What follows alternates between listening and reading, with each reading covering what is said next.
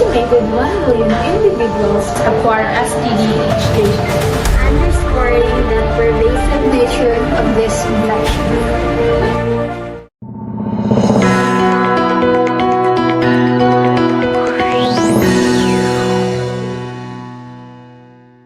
Sexually transmitted diseases or sexually transmitted infections are spread through sexual contact such as anal, vaginal, or oral. Other than that, some STIs can be transmitted through skin-to-skin contact even without penetration. So STDs can be classified into three categories. We have bacterial, viral, and parasitical. So once you get an STD, you're stuck with it forever. Wait, partner, that's not entirely true. Not all STDs are permanent. Some, especially bacterial STDs, can be cured with the right treatment. Bacterial STDs or sexually transmitted diseases are spread through sexual contact caused by bacteria. This includes chlamydia, gonorrhea, syphilis, and mycoplasma genitalium or MGen. If diagnosed early, these infections can be treated and cured with antibiotics.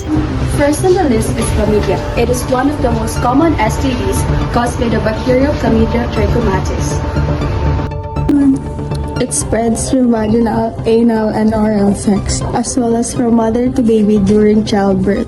Many individuals show no symptoms, but when present, they may include abnormal discharge, painful urination, discomfort during intercourse, lower abdominal pain, or bleeding between periods.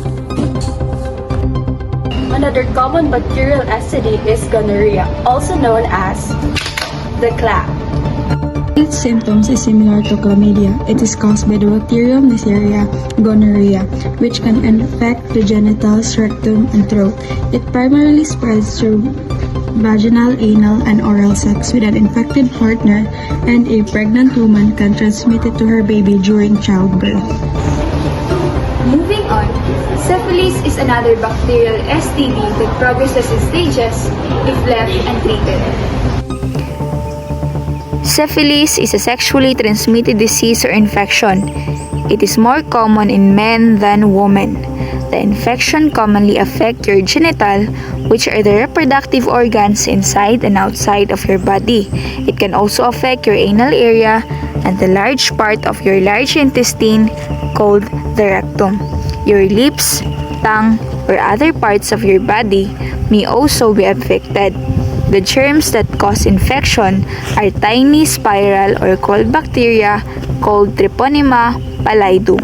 You can catch the bacteria through sexual contact with a person who currently has syphilis, especially someone who has syphilitic sore in or around their genitals or mouth. And pregnant women who has syphilis can pass the disease to their unborn child. The bacteria can enter your body through tiny cuts or scrapes in your skin or the tissue that binds your body, including the tissue in your mouth, genitals, or anus. Within a few hours, the bacteria can spread throughout your body to cause infection. Syphilis progresses in 4 stages, with carrying symptoms that can occur over a period of 10 or more years. The primary stage, secondary stage, latent stage, and tertiary stage. In the primary stage, you may have one or more but often painless sores called chancres that appears within a few days or weeks.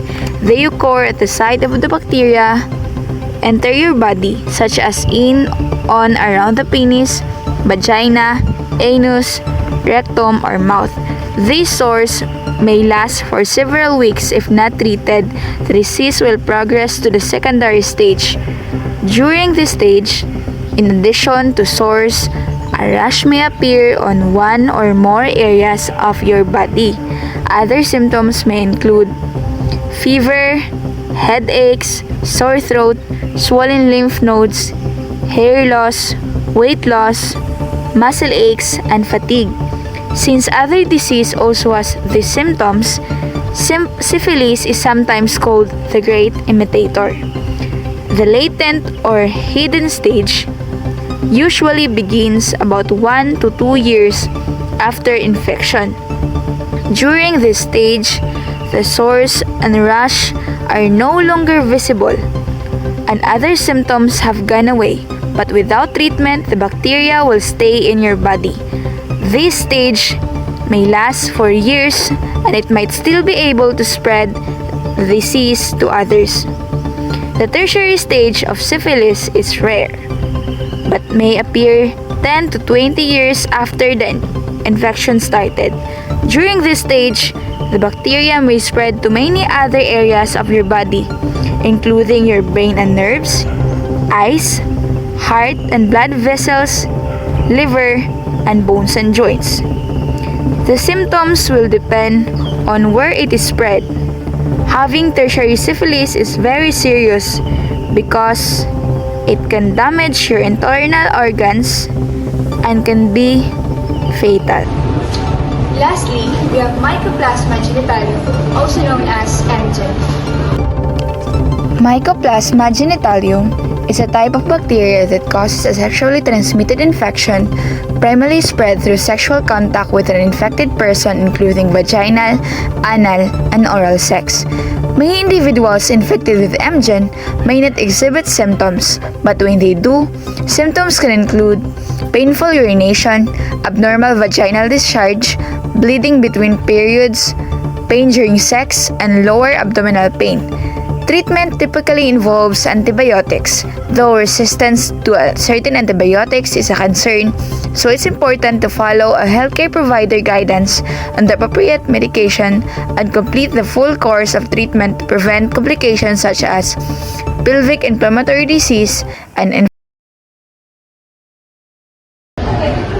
Additionally, if left untreated, chlamydia, gonorrhea, and MGen can lead to pelvic inflammatory disease or PID for females and infertility for males, allowing the bacteria to spread beyond the initial infection site such as cervix, urethra, and vagina. And in the upper reproductive organs, we have the uterus, fallopian tubes, and ovaries. I see, partner. Thank you for correcting my mistake. You're welcome, and now that we're done with the bacterial STDs, we will now proceed with the viral STDs, a category that can be managed but can't be cured. Wait, so if they can't be cured, does that mean people with viral STDs have to live with them forever? Not necessarily. While these infections stay in your body, treatments can help control symptoms, reduce transmission, and even prevent complications. Viral STDs includes HSV, genital herpes, HPV, hepatitis B, and HIV are infections spread through sexual contact that are caused by viruses.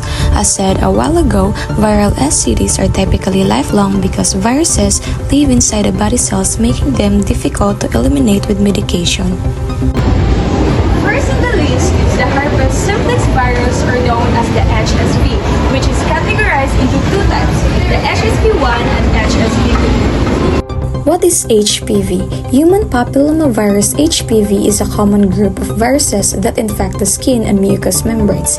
There are over 200 types of HPV, and most people will be infected with at least one type at some point in their lives. Many HPV infections are harmless and clear up on their own, but some types can cause warts or even cancer. HPV transmission. It is primarily spread through skin-to-skin contact, most commonly during sexual activity.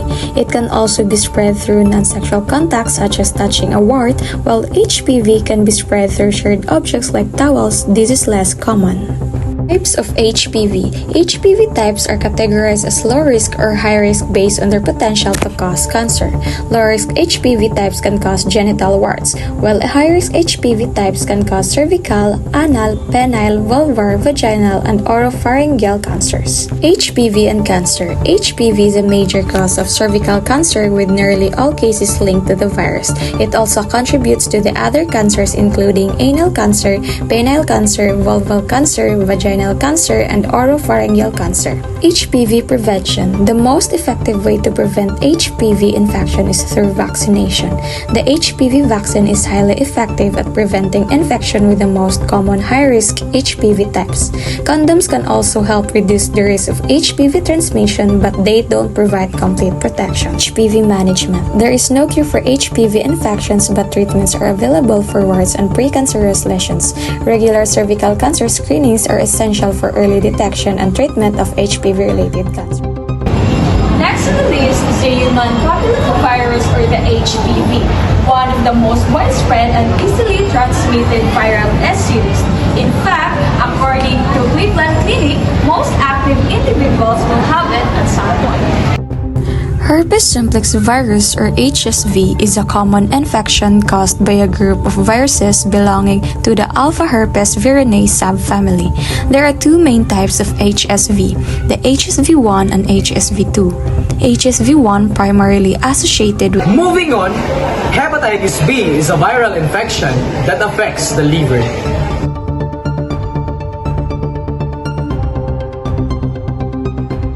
Hepatitis B is a viral infection that causes inflammation of the liver and can lead to both acute and chronic liver disease. It spreads primarily through contact with infected bodily fluids, including blood, sexual fluids, and from mother to child during childbirth. While many people may not experience symptoms, those with acute hepatitis B can exhibit symptoms like jaundice, dark urine, extreme fatigue, nausea, and abdominal pain. Severe cases can lead to liver failure. Chronic hepatitis B can result in serious complications such as cirrhosis and liver cancer. A safe and effective vaccine is available and provides nearly 100% protections against infection. We have the human immunodeficiency virus, or also known as HIV.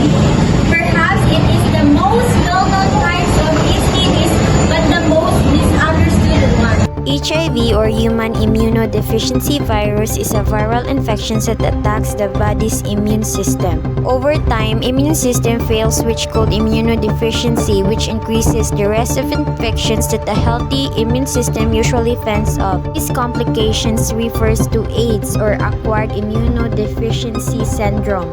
Now, there's two distinct types of HIV, HIV-1 and HIV-2. HIV-1 associated with AIDS in US and worldwide, while HIV-2 is more rare, can be found in restricted area of Western Africa and Southern Asia. Moving on with HIV entering the body through sexual intercourse, which how it typically spread from person to person. At this early point during what we call acute infection, the R5 strain bind to CCRS co-receptor will get into macrophages, dendritic cells, and T cells. Patients typically experience flu-like symptoms during acute infection. In response to the immune system will counterattack them and starts to control the replication of virus. Any amount of virus in blood declines till lower but still detectable levels by 12 weeks, at which point the patient enters chronic phase that lasts 2 to 10 years. Initially, you have considerable decline in acute phase until the immune system made counterattacks. After this point, even after there's no clinical signs and symptoms of the virus just steadily chilling into your immune system. As the virus in your blood slowly increases, while at the same time your T cells decreases. When the patients only have 200 to 500 T cells cubic millimeter, patients start to experience symptoms like swollen lymph nodes, hairy leukoplakia or white patch on your tongue, and as well as oral candidiasis or yeast infection in mouth. As more T cells loss and falls less than 200 cubic millimeter, the immune system becomes severely compromised, which made the disease progress from HIV to AIDS. At this part, patient quite experience persistent fever, fatigue, weight loss, and diarrhea. So HIV in blood might increase significantly. Let's move on with AIDS defining. So AIDS is the most advanced stage of HIV where the immune system is severely damaged, meaning it cannot be cured anymore. So the following list are conditions wherein you can tell that the patient is already in advanced stage. Now, male-to-male transmission is common mode of transmission in US, and male-to-female is the most common mode resource limited settings. Although less common, female-to-male transmission still occur as well since HIV present in vaginal and cervical fluids of infected women. In fact, 75% of HIV cases are contracted from sexual intercourse. Next, most common mode of transmission like intravenous drug abuse, mother-to-child transmission which can be seen in placenta during delivery or via breast milk. Other ways must be accidental needle sticks and use of blood products like blood transfusions. There is no currently cure for AIDS. Treatments, however, can help somebody with AIDS live longer life and healthier and also reduce risk of transmission. The primary method is antiretroviral therapy. It is a combination of medications that suppress the virus or HIV regimen, which helps slow down HIV replication and help the immune system recover and fight off against infections. According to the World Health Organization, more than 25 million STI occurs in the United States alone, and an estimated 374 million cases occur each year across the globe. That's why practicing safe sex is very important, just like using condoms during intercourse. Parasitic STDs are infections caused by parasites that spread through sexual contact and in some cases through close to skin contact or contaminated objects like towels, bed sheets, and even clothing. These infections include trichomoniasis, pubic lice, and scabies. Unlike viral STDs, parasitic infections can be completely cured with the right treatment. Parasitic STDs may not make headlines like viral or bacterial STDs, but they can be just as irritating and contagious. First on our list, trichomoniasis. Trichomoniasis is a super common STI most people don't know they have. First, trichomoniasis is caused by a parasite Trichomonas vaginalis, not a bacteria or a virus. It lives in genital areas like vagina, urethra, or prostate and spreads through unprotected sex like vaginal or anal. And no, you can't catch it from toilet seats or pools. Here's the scary part. 70% of infected people have no symptoms. But if you do have symptoms, watch for itching or burning down your genitalias, frothy, smelly discharge, often yellow or green, pain during sex or peeing, and lower belly discomfort. And listen, even without symptoms, untreated trichomoniasis can wreck your health. It raises your risk of HIV, and for pregnant people, it can cause early labor. Good news is, trichomoniasis is curable with a single dose of antibiotics, usually metronidazole, but your partner must get treated too, or you'll just pass it back and forth. Another parasitic STD is called pubic lice, commonly known as crabs due to their crab-like appearance. Crabs, or pubic lice, are tiny parasitic insects that infest coarse body hair, especially in the genital area. Transmission is primarily spread through sexual contact, but can also be transmitted via infested beddings, towels, or clothing. In order to prevent such cases, avoid sharing personal items, maintain good hygiene, and use protection or limit close contact with infected individuals. Lastly, we have scabies, a contagious parasitic infection caused by Sarcoptes scabiei mite. Scabies is a transmissible skin disease characterized by relentless itching and an angry rash. The itching and rash associated with scabies are as a result of the body's allergic reaction to the mites, their waste, or their eggs. It is highly contagious and can spread very easily from person to person. The mode of transmission is through a close skin contact with an infected person, such as sexual contact among sexually active people or through hugging. Scabies can also be spread by sharing clothing, beddings, furniture infested with mites. Scabies commonly occurs in people in crowded living conditions, such as those found in prisons, child care group, family home, hospitals, or nursing homes. Scabies is estimated to affect over 300 million people each year throughout the world. It can affect people of all ages, race, and gender. Often between 10 to 15 mites are involved in an infection. Scabies has nothing to do with poor hygiene, and therefore anyone can be affected. A more severe case is the crusted scabies that typically occurs in people with a weakened immune system.